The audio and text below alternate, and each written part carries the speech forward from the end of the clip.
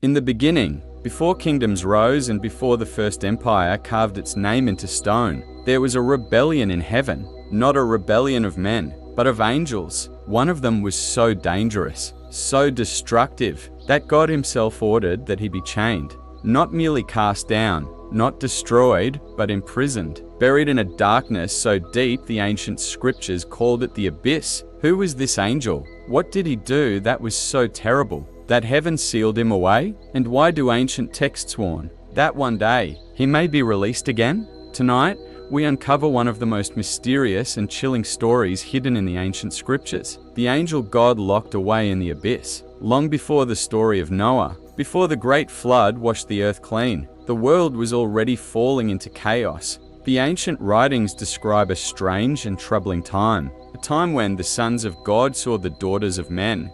These sons of God were not human kings. Many ancient Jewish scholars believed they were angels who crossed a boundary that heaven had forbidden.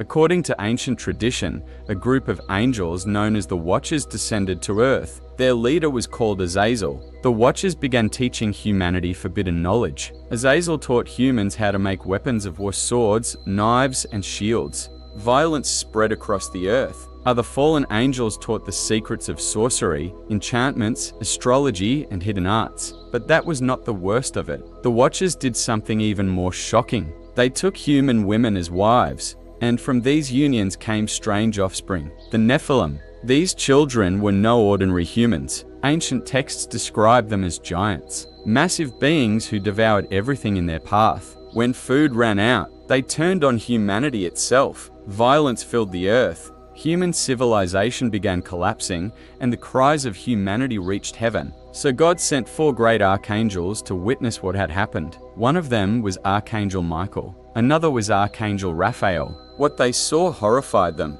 The earth had become completely corrupted. God gave a terrifying command. Raphael was told to capture Azazel. The ancient text describes the moment in chilling detail. Azazel was seized, bound in chains, and thrown into a place called Judael, a desolate pit in the wilderness. But this was not the final prison. Azazel would remain there until the day of judgment. The Watchers were also bound in darkness beneath the earth. This prison was called the abyss, a place so deep and sealed that no angel could escape. Their punishment was eternal imprisonment. The abyss appears again in the final book of the Bible, the book of Revelation. It is described as a bottomless pit for terrifying spiritual beings. At one point, an angel descends from heaven with a key, and when the abyss is opened, smoke rises from the earth like a great furnace. Something imprisoned there begins to stir. Some scholars believe the beings locked inside may be the same fallen angels from before the flood, still imprisoned, still waiting,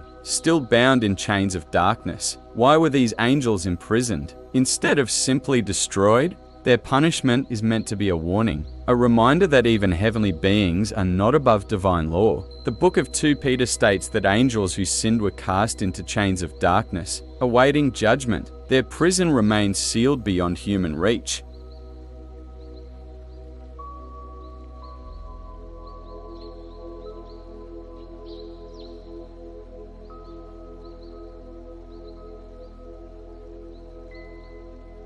And when it does, the world may face the consequences of the rebellion that began before the flood. The battle between heaven and darkness has not yet ended.